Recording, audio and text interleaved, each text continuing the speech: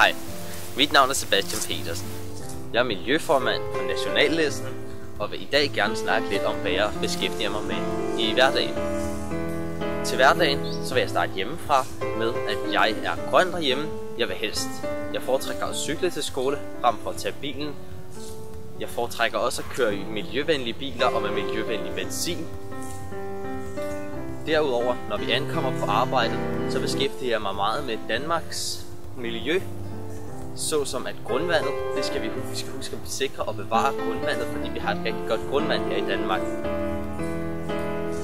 Dernæst så vil jeg også gerne snakke og fortælle jer alle sammen om vores miljøpolitik. Vi synes ikke, at det er helt i orden, at Kina udleder enorme mængder CO2, uden rigtig at gøre noget ved det eller blive grønne på nogen måde, hvor det så skal straffe de danske borgere, det danske samfund, ved at vi skal beskære og lave ned og blive mere og mere grønne, så det til sidst bliver helt ulideligt at bo i Danmark. Det bryder vi os ikke særlig meget op her i Nationallisten.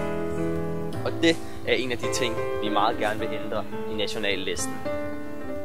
Mange tak.